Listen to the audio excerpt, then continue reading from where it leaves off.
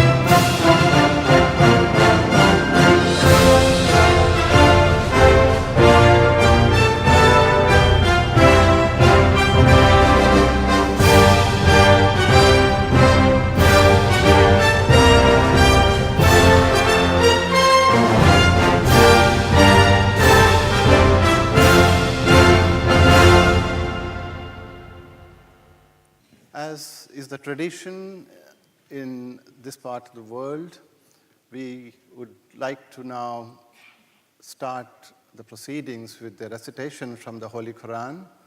The President of the Congress, Dr. Ali Khamas, will do the recitation for us.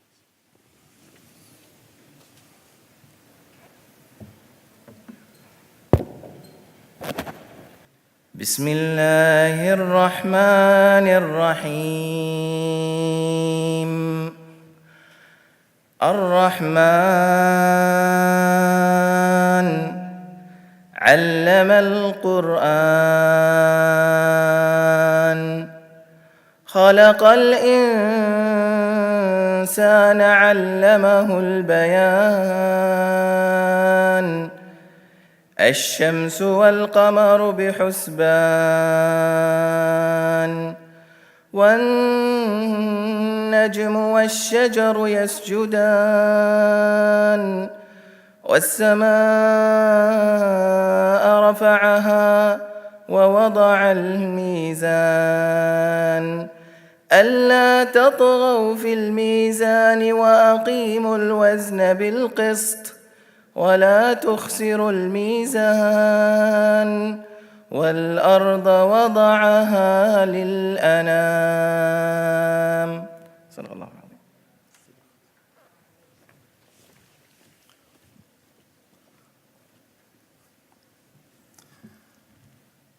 Thank you very much. I will now invite Professor Jacques Marisco, President of the IFSO, to give a welcome speech. Professor Jack Simpson has been a pioneer in bariatric surgery from 20 years plus. He's a pioneer in robotic surgeries and was the first to start the sleeve gastrectomy in Europe. And he has been not only a pioneer in these, he's been a pioneer in starting many other surgical things. As a young registrar 20 years ago, I stood in his OR watching him do the totally extraperitoneal hernia repair. So to me, he's also a mentor. It's an honor to have him on the stage with me, and I'll leave the stage to Professor Himpens. Thank you, Farouk. Thank you, everybody. Thank you for the invitation. It's great to be here in Dubai. And before I declare open the 23rd IFSO World Convention, I would like tonight, amidst all these festivities, to still have a thought for the ones who couldn't make it for whatever reason, and repeat how sorry I am and how much they are being missed. This being said, I can't help but look around and see that I'm surrounded by a lot of enthusiasm, by goodwill, by sympathy, and therefore I'm confident that this the 23rd World Congress will be a huge success. Let science and human empathy prevail. After all, we're all here to make the life of our brothers and sisters with obesity a little less miserable. That's why I wish you all a great, great Congress, and I declare open the 23rd IFSO World Congress. Thank you.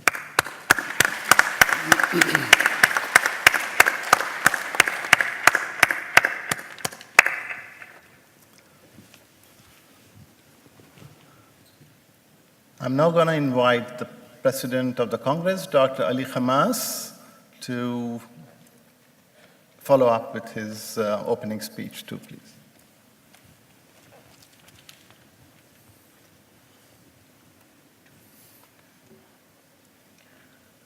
Assalamu alaikum wa rahmatullahi wa barakatuh. Professor Jack Hempens, President of the Federation, Professor Henry Buckwald, respective members of Executive Board, dear colleagues, I'm standing before you here, the 23rd World Congress of our Federation, welcoming you to my city, Dubai. I would like in this 5 minutes to tell you a success story. This is a picture of what we call in UAE spirit of the union. And this is the original picture. Those 7 men stood in December 1971. Each of them is a ruler of an emirate that has taken, that has been a British colony, and now it's a sovereign small state.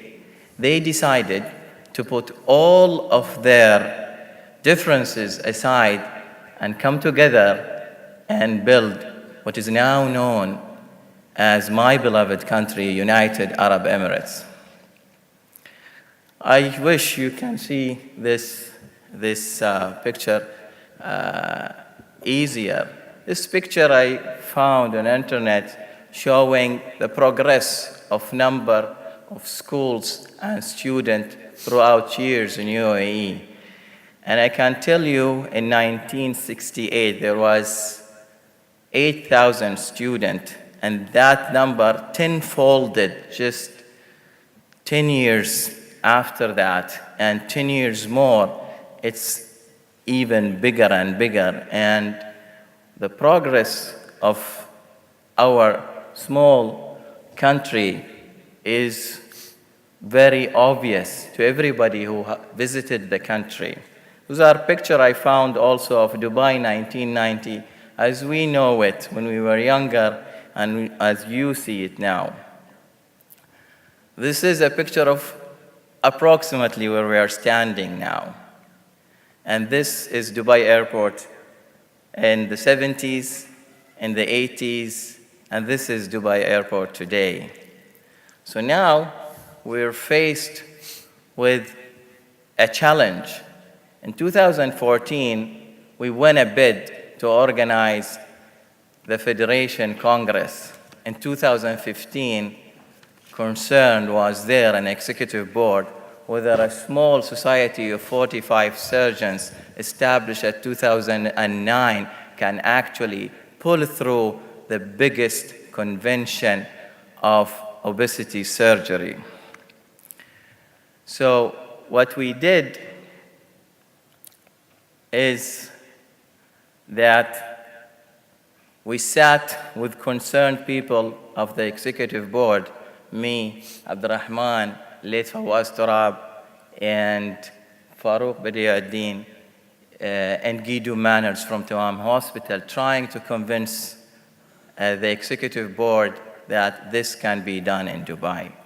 And once we got that, we've been working nothing but hard to achieve what you wanted to see in Dubai.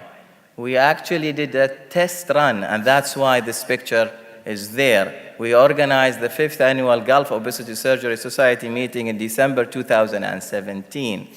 And with that, we had the help of, or we aimed at same people who's going to organize IFSO 2018 2018, will organize that regional meeting with Dr. Abdul Rahman, Basim al-Khafaji, Isa Muallimi, and Dr. Abdul Wahid al-Wahidi. And that was a small success story. Our delegate attendance is comparable to a successful meeting this year. That's the European chapter meeting with 550 delegates. We had almost exact number of delegates in 2017. So for IFSO 2018, I choose Dr. Farouk to be the chairman of the organizing committee, and nothing less than Abdurrahman Numeri to be the chairman of the scientific committee, and the rest of the people are the same: Dr. Abdul Wahid al-Wahidi, Basim al-Khafaji, and Isa Muallimi. What was missing is someone to deal with politics, someone to deal with government, and someone who have a pretty smile. So that is our success story, and I hope that everyone here will enjoy a fruitful, very, very scientific conference. Thank you very much.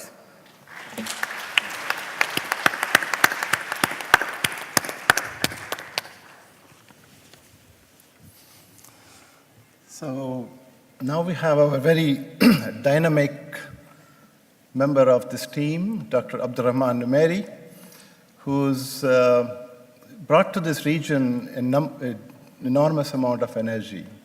We had a society, but it wasn't doing wonderful things. Abdurrahman came with a great deal of enthusiasm, built up a whole lot of academic aura around us, and now he has migrated back to the US, but he's still the chairman of the organizing of the scientific committee, Dr. Abdurrahman.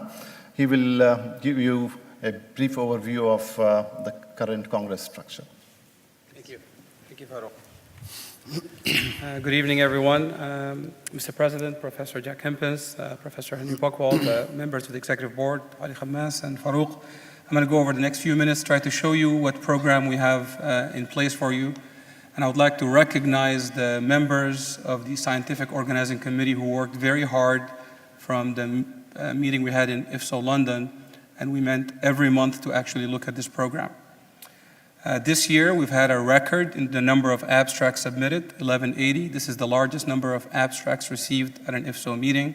And this tells you you're going to have a very rich program in the next 3 days.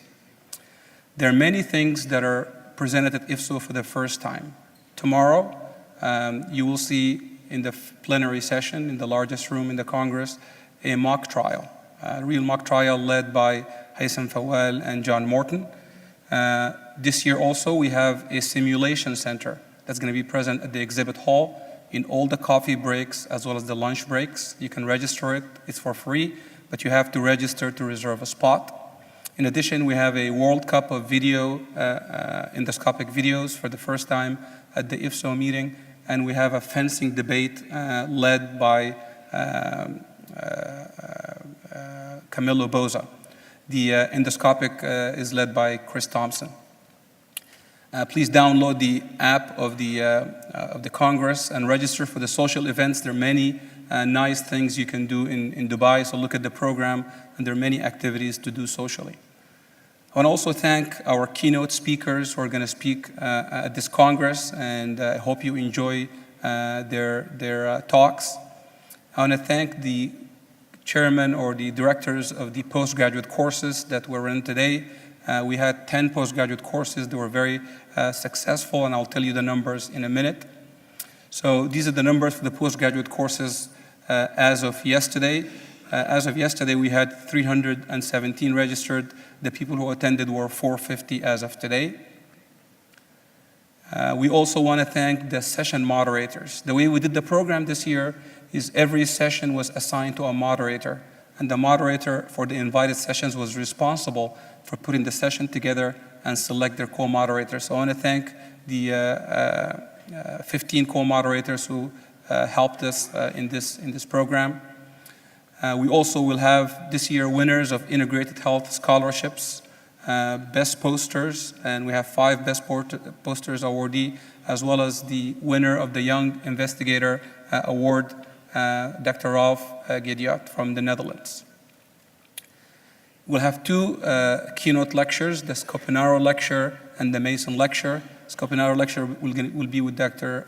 Farid Farouk, who's the vice president of this magnificent structure. And we're going to have Professor Lena Carlson talk to us, who is one of the members of the famous Swedish obesity subject study. We also have an IFSO World Obesity Federation Symposium that you'll see in the program. So far, up to this morning, we have 2,200 delegates from 95 countries, and this is the top 10 countries you can see. I want to thank all the delegates who came from Brazil all the way and give them a round of applause. They're number 2 in the delegates this year. I think they're coming to see Elmina Ramos tomorrow. So we had many sponsors, and we want to thank the sponsors also for their generous contribution to our Congress. I hope you have a great meeting, and we have a lot of nice talks and scientific research for you. Thank you very much.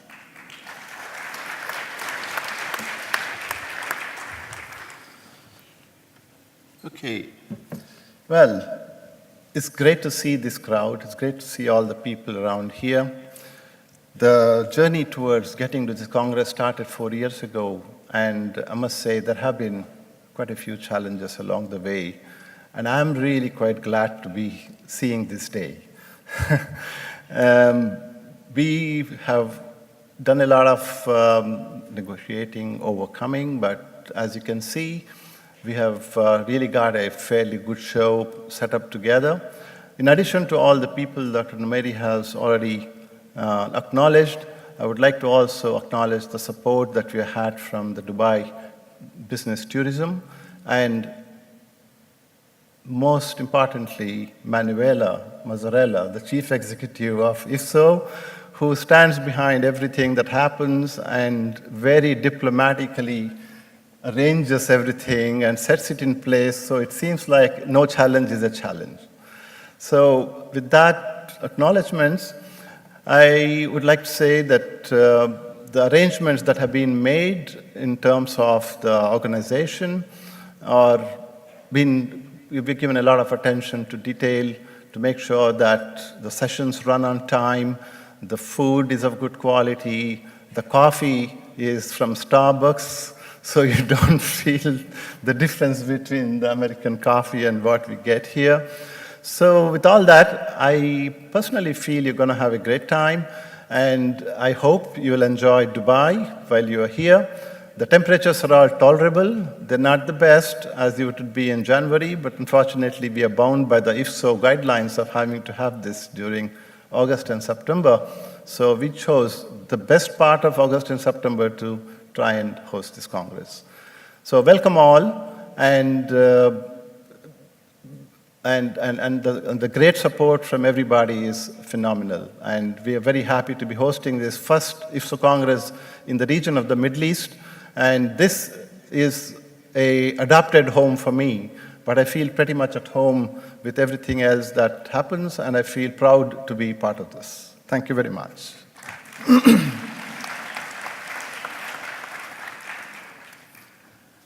We have a very special lecture today. I would like to introduce Professor Henry Buchwald, who's been a pillar in the organization of International Federation for the Surgery of Obesity. He is one of the pioneering members of IFSO. He has held a position as a president of IFSO. He has also been a president of ASMBS. Besides this, there is a whole list of achievements Professor Henry Buchwald has to his credit, but if I start doing that, I'll be making the speech, not him. So I will, without much further introduction, I would like to invite Professor Buchwald to give us a talk on the history of obesity, tracing it right back to where we went and then to this day. Professor Buchwald, please.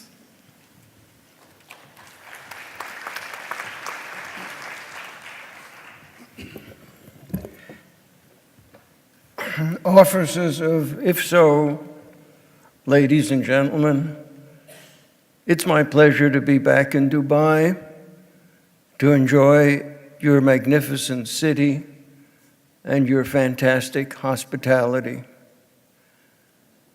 I'm going to start the first lecture with the history of obesity, and which I've called Truths and Illusions.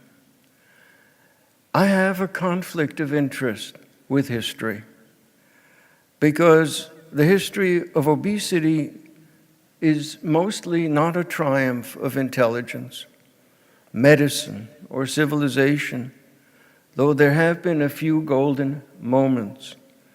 It is really a history of ignorance. A few aphorisms. Friedrich Nietzsche in 1873 said, "Truths are illusions, which we have forgotten are illusions." To this I would add, we have accepted many illusions of obesity as truths, and we have denied self-evident truths about obesity as illusions. There is today a world pandemic of overweight or obesity with about 2 billion people, 40% of adults, and 350 million children, 18% of children who are so afflicted. And we as physicians, scientists, researchers, when we look at therapy and prevention, we take a history. And I'll try to give you a brief history of obesity. Pre-written historic obesity. There were pocket-sized little figurines carried around Europe 35,000 BC. The most famous is the Venus of Willendorf, dated to about 30,000 BC, and found outside of Vienna in a little township of Willendorf, made from limestone that is only found in Spain. So the figure had traveled. Somebody had carried it. This is the Venus of Willendorf from the front. This is the Venus from the back. What is it? It's a 10.1 centimeter tall, faceless statue with elaborate hairdo, voluptuous breasts, large curvaceous thighs, a rotund abdomen, an enlarged vulva, and tiny feet.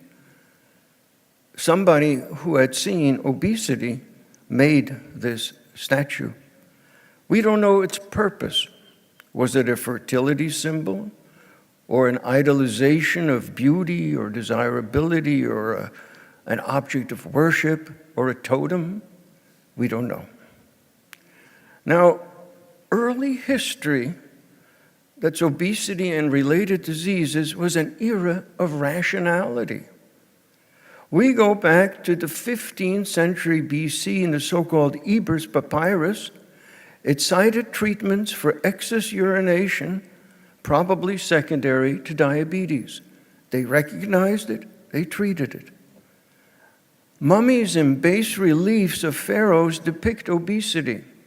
So obesity existed 5,000 years ago, though they didn't admire it, obviously, because their statues showed them as lean and powerful.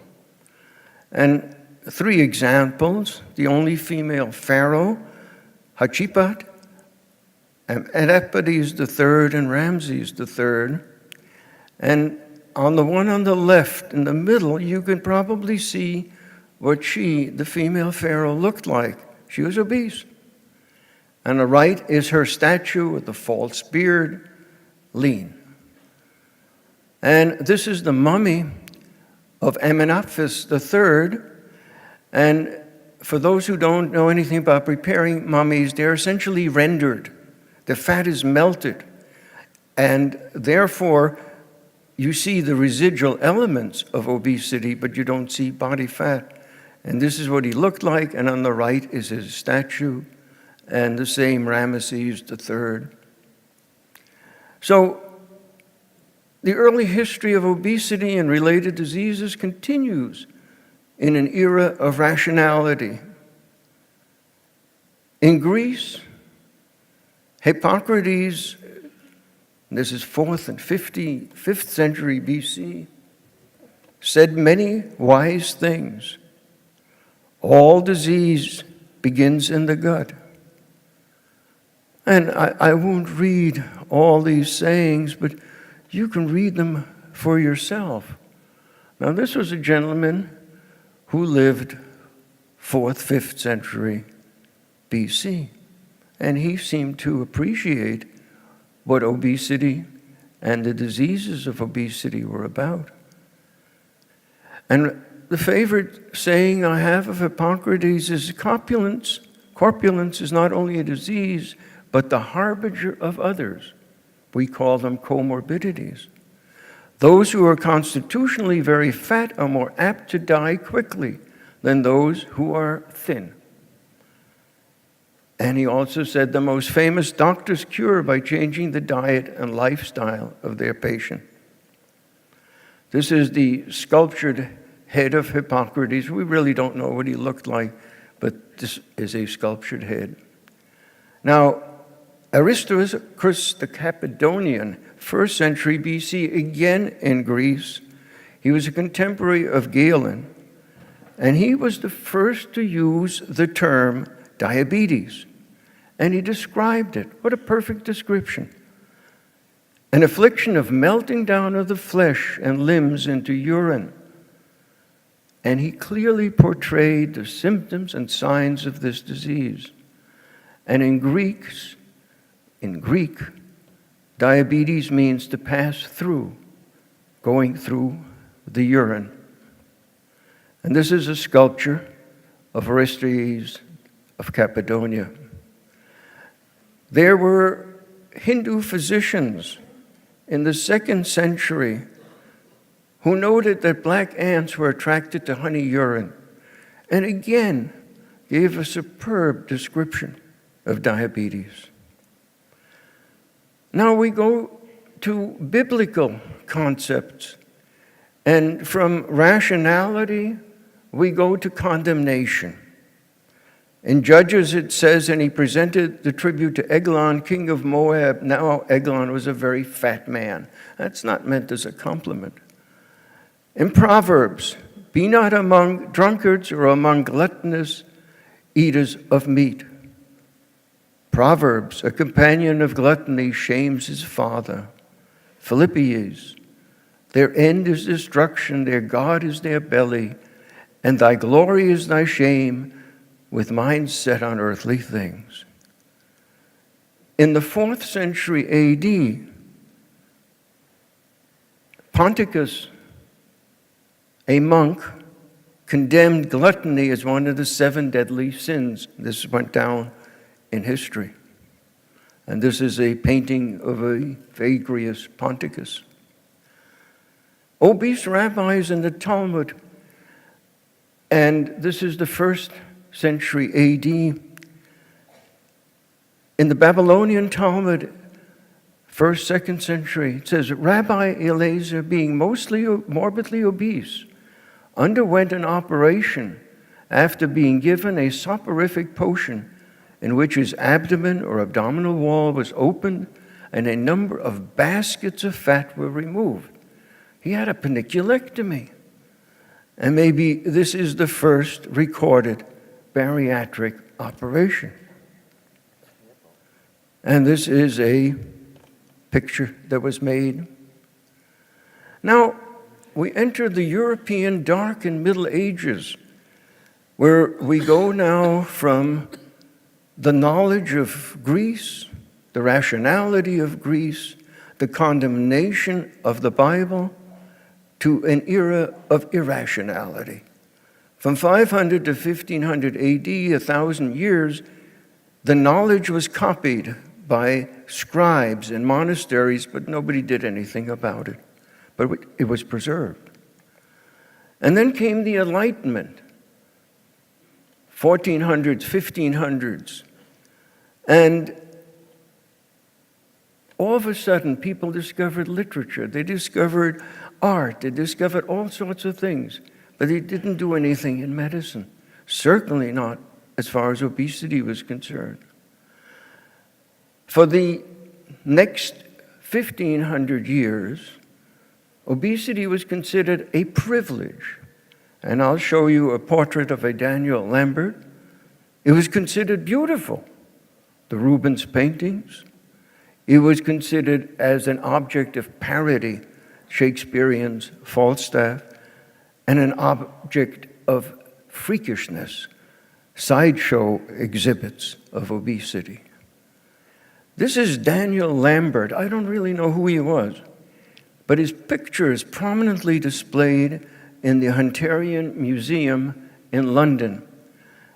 He was a sensation. He was wealthy, and he was obese, and people thought this was a great thing, showed power, stature. Rubens' paintings, I mean, he didn't paint obese women because he thought they were ugly. He was painting obese women because people thought they were beautiful. Shakespeare's Falstaff ridiculed obesity.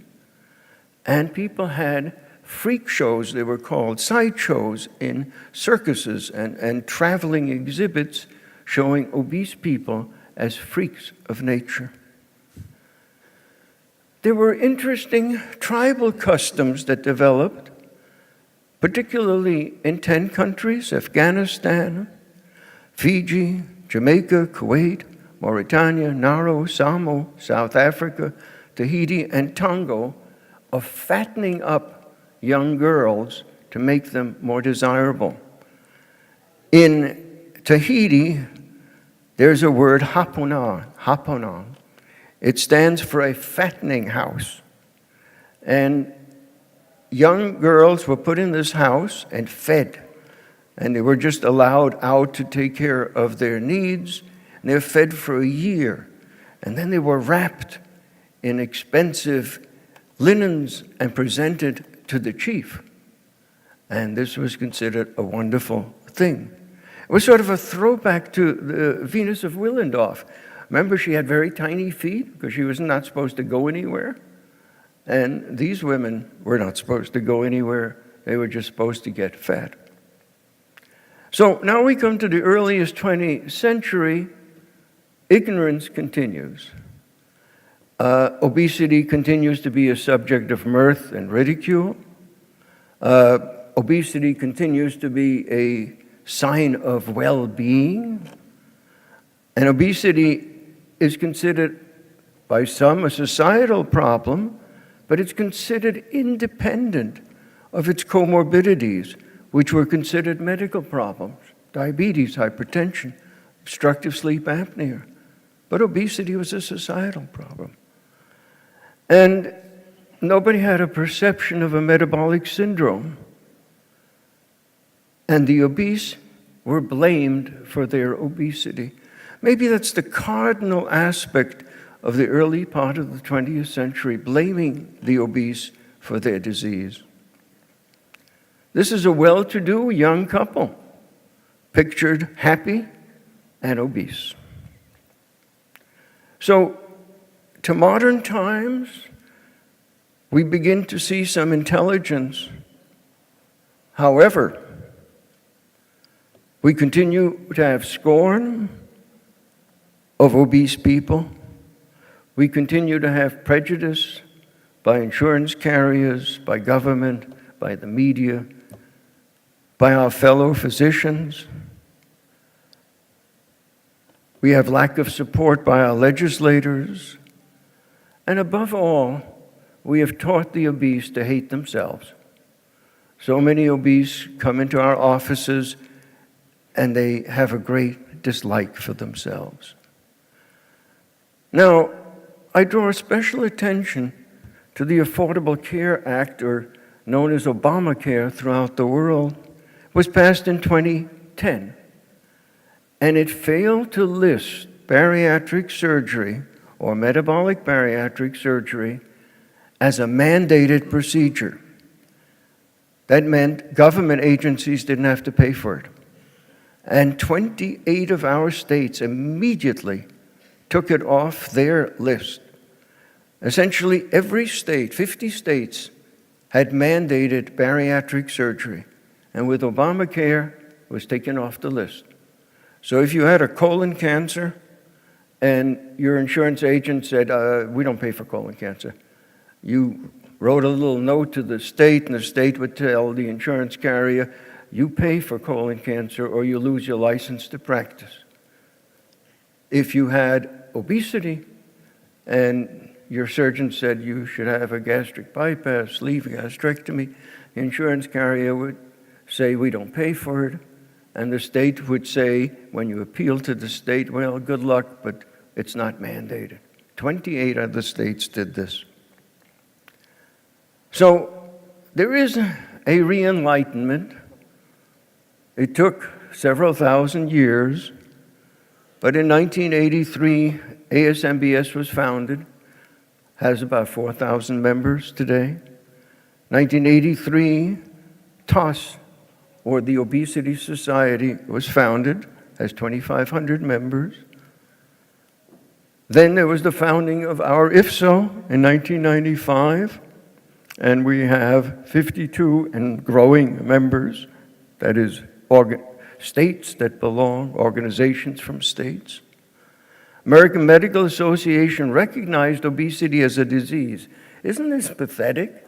2013, the American Medical Association says it's a disease. Well, we're all delighted about that. We think it's a great gain, but it's maybe the end of an age of ignorance. And the American Diabetes Association took till 2016 to say that obesity is a disease. So let's examine the obesity pandemic today. The susceptibility to obesity, of course, has genetic components, but no epidemics in history have been caused by a huge universal epidemic genetic mutation. I mean, the bubonic plague had something to do with rats. People didn't mutate and get the bubonic plague. Now, obviously, the introduction of cheap, plentiful food in many countries contributes. We've blamed McDonald's. It's contributory. But in my own opinion, there's something else that has come into our society in the last 50 years or so that attacks the genetically susceptible with the disease of obesity. Maybe comparable to H. pylori and ulcer disease. We had all sorts of myths how people got ulcers until we learned about Helicobacter pylori. Maybe the same thing is going on. Maybe it's some change in our microbiome. But something has happened, and until we find what that is, we're going to live in some more ignorance. Now, what are the metabolic mechanisms for obesity, the metabolic syndrome, and their amelioration? There are mosaic factors. There's a mosaic. There's the neurocerebral pathway. There are 5 centers in the hypothalamus just dealing with satiety, obesity, appetite. There are many other centers. There are many neurons going up and down. The vagus nerve is 90% afferent. It tells the brain something. It's only 10% efferent. We found out of the 100 or so identified intestinal hormones that GLP-1, PYY, GIP, ghrelin have an impact on obesity, diabetes, and there are other hormones such as leptin. So, in conclusion, I don't want to leave this as pessimistic, but I want to say that we're just sort of starting on learning things and able to do things. Basically, our bariatric surgery is like using a shotgun. We hit many, many processes in the metabolic system of the body, and we have to ascertain what these processes are. Why are we influencing them? And if we do that, we can elicit the etiologies and the underlying mechanisms of these diseases of obesity, diabetes, etc., as well as what we're doing with our surgical interventions. And it is the task of the metabolic bariatric surgeons to educate our fellow physicians, healthcare stakeholders, the public, the media, and the obese patient. It took nearly 2,000 or 2,500 years to rediscover that obesity is a disease. We need to do away with the obesity illusions of the past, and the sufferers of obesity deserve to be treated with effective therapy and with dignity, and everyone in this room is dedicated to that purpose. I thank you for your attention.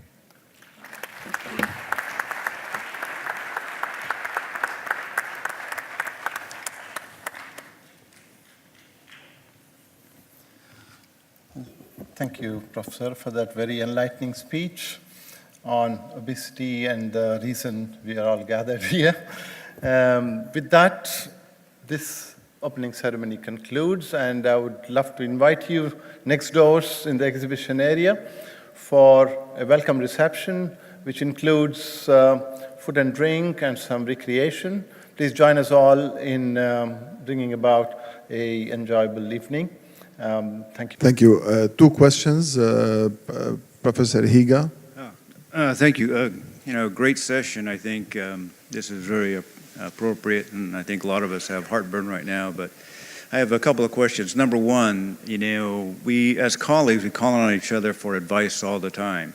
If I, as someone calling me about a case in the operating room, how much exposure do I have as giving advice on the outcome of a patient? Should the surgeon asking advice document in the chart they spoke to me, which I encourage, but I'm just wondering if I have undue exposure in that way. And I'll stop there.